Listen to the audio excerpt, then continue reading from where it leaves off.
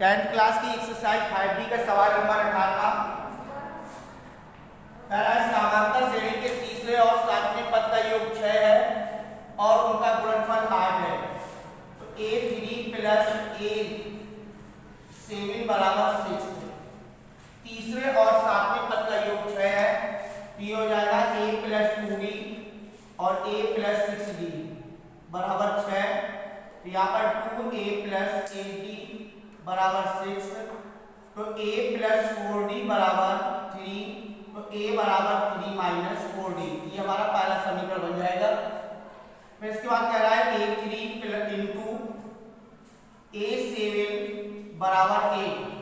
तो a plus 2d और into a plus 6d बराबर 8, इनका गुणा कर लेंगे a स्क्वायर और यहाँ पर आ जाएगा 2ad और 6ad, टोटल हो गए 8ad और प्लस 6 दूनी 12d स्क्वायर बराबर 8। ये हमारा सेकंड समीकरण बन जाएगा। तो समीकरण 1 का जो a का मान है वो समीकरण 2 में रखने पर, तो समीकरण 2 में समीकरण 1 से तो a की जगह पे लिख देंगे 3 माइनस 4d का whole square 8 3 minus 4d into d plus 12d square बराबर 8। तो 3 का 9 प्लस 16d स्क्वायर माइनस 3 दूनी 6 6 चौको 24d प्लस यहाँ पर 8 और d का गुणा करना है तो 24d minus 32d square plus के 12d स्क्वायर बराबर 8। 24d कैंसिल हो जाएंगे, यहाँ पर बचेगा 16 और 12 हो जाएंगे 28, 28 में से 32 घटाओगे तो माइनस के 4d स्क्वायर बराबर 8 माइनस 9, 9 उसका ले जाओगे माइनस के, तो 4d स्क्वायर बराबर माइनस का 1, तो d स्क्वायर बराबर माइनस माइनस कैंसिल कर दो 1/4, तो d बराबर प्लस माइनस अंडर रूट 1/4, तो यहाँ पर d बराबर आ जाएगा प्लस माइनस 1/2। तो d की जो वैल्यू निकली है वो d बराबर 1/2 है और d बराबर माइनस के 1/2 है। तो समीकरण नंबर 1 में d का मान रखने पर तो पहला समीकरण है a बराबर 3 माइनस 4d, तो a बराबर 3 माइनस 4 इंटू 1/2, 2 दूनी 4 तो 3 में से 2 चले जाएंगे बराबर 1 बचेगा, तो ये a का मान निकल आया। दूसरा a बराबर 3 माइनस 4d है, तो a बराबर 3 माइनस 4 इंटू माइनस 1/2, तो यहाँ पर हो जाएगा a बराबर 3 प्लस 2 a बराबर 5। तो a बराबर 1 तो d बराबर 1/2 और a बराबर 5 तो d बराबर माइनस 1/2। ये a और d के मान निकल आए। अब इसके बाद कह रहा है कि 16 पदों का योग ज्ञात करना है। तो s16 बराबर n/2 2a plus n minus 1 into d, ये हो जाएगा 16/2 2 इंटू 1 प्लस, अभी इसका मान रख रहे हैं तो यहाँ पर आ जाएगा 16 माइनस 1 इंटू d की जगह पे 1/2, तो 8 2 प्लस 15/2, यहाँ पर 2 एलसीएम आ जाएगा 4 प्लस 15 2 इंटू 19/2 4 19 चौको 76, ये आपको 16 पदों का योग आ गया। इसी प्रकार से हम इसको रखेंगे s16 बराबर 16/2 2 into 5 plus 16 minus 1 into minus 1/2, तो 8 10 प्लस माइनस माइनस हो जाएगा 16 में से जाएगा माइनस के 15/2, तो 8 इसमें एलसीएम ले लेंगे 2, तो 20 माइनस 15, तो ये आ जाएगा 8 इंटू 5/2 5 चौको 20। तो यहाँ पर 16 पदों का योग 20 है और यहाँ पर 16 पदों का योग 76 है, तो यहाँ पर आ जाएगा 16 पदों का योग 76 या 20, ये दो मान निकल आएंगे। फिर इसके बाद सवाल नंबर 19वां इसके बाद 19वां नंबर है, कह रहा है कि एक सीढ़ी के क्रमागत डंडे परस्पर 25 सेंटीमीटर की दूरी पर हैं। डंडों की लंबाई एक समान रूप से घटती जाती है तथा सबसे निचले डंडे की लंबाई 45 सेंटीमीटर है और सबसे ऊपरी वाले डंडे की लंबाई 25 सेंटीमीटर है। यदि ऊपरी और निचले डंडों के बीच की दूरी 2 से 1/2 मीटर हो तो डंडों को बनाने के लिए लकड़ी की कितनी लंबाई की आवश्यकता होगी। जैसा कि आपको चित्र में दर्शाया गया है कि सीढ़ी के निचले डंडे की लंबाई 45 सेंटीमीटर और ऊपरी डंडे की लंबाई 25 सेंटीमीटर है और प्रत्येक क्रमागत डंडों के बीच की जो दूरी दे रखी है वो 25 सेंटीमीटर है। ये 25 सेंटीमीटर है और यहाँ पर ऊपरी डंडे और निचले डंडे की लंबाई 2 से 1/2 मीटर है। तो ऊपरी और निचले डंडे के बीच की दूरी, ऊपरी और निचले डंडे के बीच की दूरी बराबर 2 सही 1/2 मीटर बराबर हो जाएगा 5/2 इंटू 100 बराबर 250 सेंटीमीटर। ऊपरी डंडे और निचले डंडे के बीच की दूरी जो है वो 250 सेंटीमीटर है। प्रत्येक दो डंडों के बीच की दूरी बराबर 25 सेंटीमीटर है। तो यहां पर डंडों की संख्या बराबर 250/25 प्लस 1।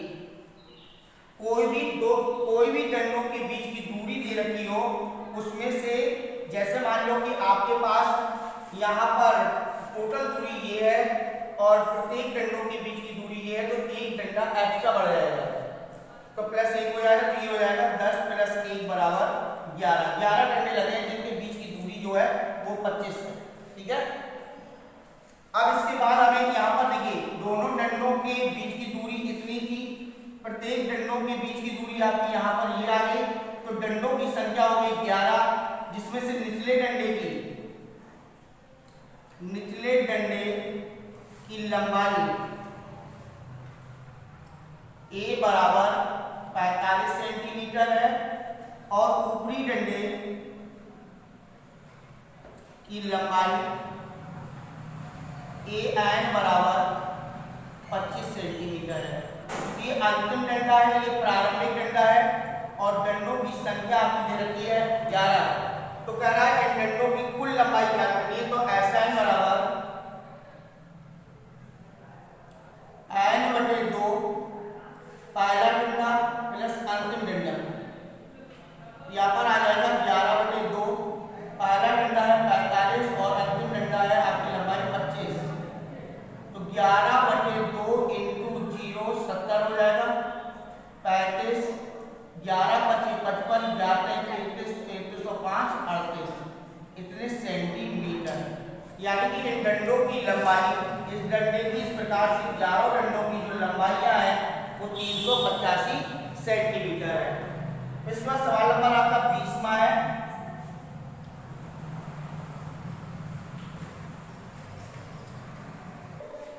इसके बाद सवाल नंबर है 20वां, कह रहा है एक पंक्ति के मकानों को क्रमागत रूप से 1 से 49 तक अंकित किया गया है।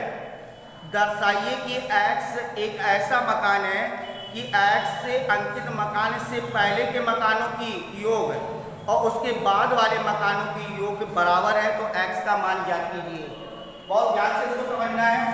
ये 1 मकान, 2 मकान, 3 मकान, 4 मकान, 5 मकान, इस तरीके से क्रमागत जो मकान बने हैं वो कहाँ तक बने हुए हैं, 48 49 तक ये पंक्ति बनी हुई है मकानों की। ठीक है, यानी 1 से लेकर के 49 तक एक लाइन में मकान बने हैं।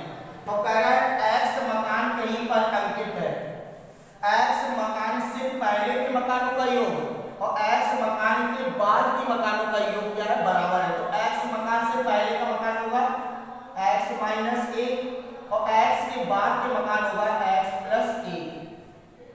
इन मकानों का योग और इतने मकानों का योग ये आपके बराबर है, दोनों का योग बराबर है। तो सबसे पहले देखिए ए बराबर आपके पास 1 है, ए बराबर 1, जी बराबर 2 माइनस 1 बराबर 1, जिसमें हमें सारवंतर का कोई काम नहीं है, बिना सारवंतर के लग जाएगा। और यहाँ पर अंतिम मकान जो ए आई है वो 49 है। तो 1 से लेकर के 49 तक का पहले योग निकाल लो। एस 49 बराबर 49/2, पहला मकान 1 और अंतिम मकान 49, पूरा 1 से लेकर के 49 तक के मकानों का योग निकाल लिया। तो यहाँ पर आ जाएगा 49/2 इंटू 50, 25, 25 नमैया 225 हासिल 22, 25 चौको 100, 22 122। 1 से लेकर के 49 तक के मकानों का जो योग है, क्रम नंबर का जो योग है वो 1225, ठीक है। अब हम निकाल लेंगे x मकानों का योग। तो a बराबर 1 और a n बराबर आपका x हो जाएगा। तो a बराबर 1 और a n बराबर x, तो यहाँ पर यहाँ से यहाँ तक के मकानों की संख्या x हो जाएगी। तो sx बराबर x/2, पहला मकान 1 और अंतिम मकान x। तो यहाँ पर जैसा लिखा है वैसे लिखा रहने दो, x/2 और ये आ जाएगा 1 + x, ऐसे लिखा रहने दो। फिर इसके बाद अब हम निकाल रहे हैं पहला पद आपका a बराबर 1 और a n बराबर x - 1 मकान का, यहाँ से यहाँ तक का योग निकालेंगे। तो s x - 1 बराबर x - 1/2, पहला मकान 1 है और अंतिम मकान x - 1 है। तो ये हो जाएगा x - 1/2, 1 + x - 1, ये कैंसिल कर दो, बराबर x² - x/2। अब यहाँ पर ध्यान से समझना, कह रहा था यहाँ से लेकर के यहाँ तक के मकानों का योग, तो संख्या आपकी निकली है ये। और अगर यहाँ से लेकर के यहाँ तक के मकान को पूरे मकानों से घटा दे तो ये योग निकल आएगा। तो यहाँ पर आ जाएगा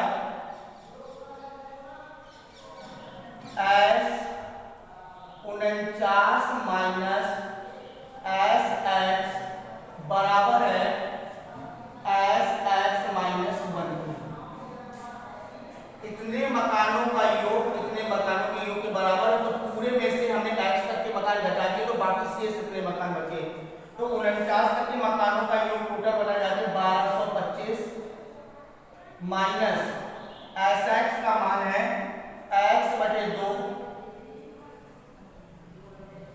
और ब्रैकेट में आ जाएगा 1 + x बराबर x² - x/2। इसमें दो राशा ले लेंगे, ये हो जाएगा 2450 माइनस x और माइनस x² बराबर x² - x/2। 2 से 2 काट दो, x से x काट दो, ये हो जाएगा 2450 बराबर x² + x²। तो 2450 बराबर 2x²। तो x² बराबर 2450/2, x² बराबर 1225। तो x² बराबर 35 का स्क्वायर, स्क्वायर कैंसिल कर दिया, x बराबर 35। तो कह रहा था कि x का मान क्या कीजिए, x मकान का जो मान है 35, 35 के ठीक पहले के मकानों का योग और 35 के ठीक बाद के मकानों का जो योग है वो आपका इक्वल है, बराबर है। तो यहाँ पर सबसे पहले हमें 1 से लेकर के 49 तक के मकानों का योग निकालना है, फिर 1 से लेकर के x तक के मकानों का योग निकालना है, और फिर 1 से लेकर के x - 1 तक के मकानों का योग निकालना है।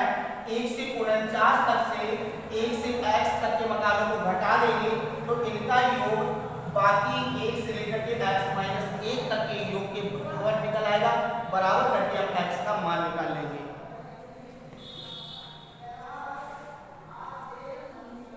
इसके बाद सवाल नंबर 21 है, अंतिम सवाल है।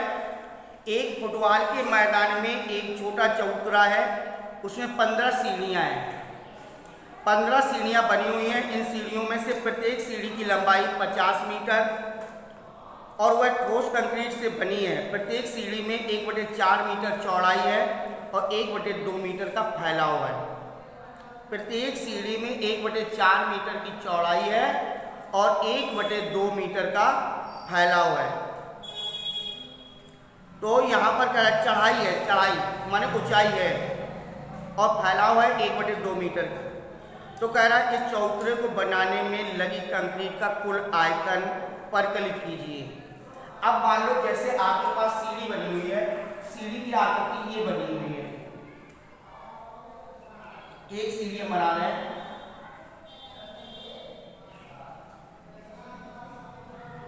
इस टाइप की आपकी सीढ़ी बनी हुई है।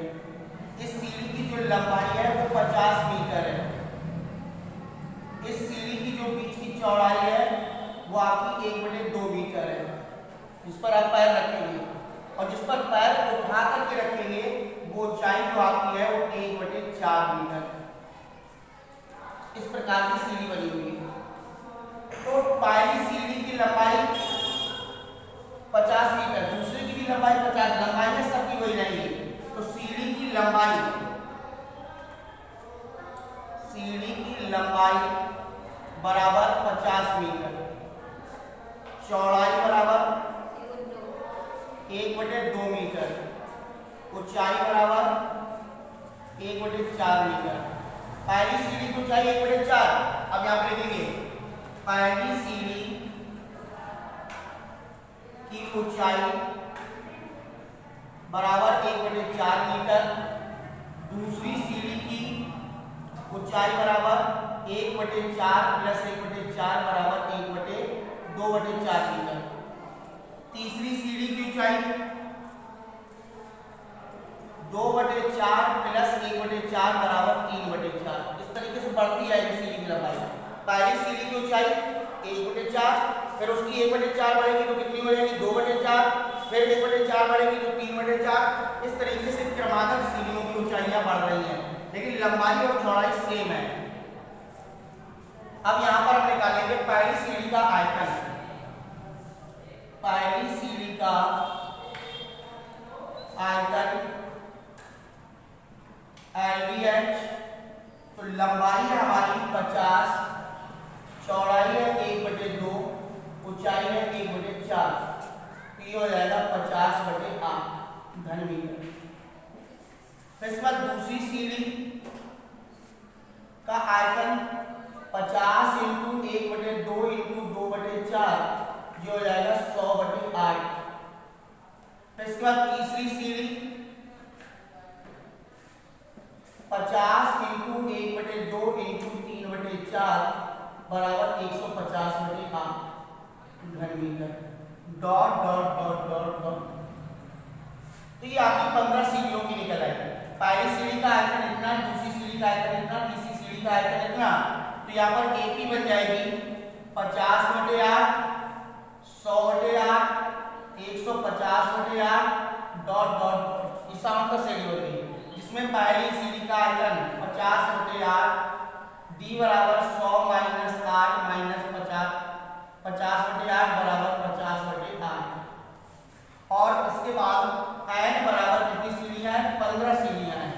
तो इन 15 सीढ़ियों का कुल आयतन निकालना है। तो Sn बराबर n/2 2a plus n - 1 × d।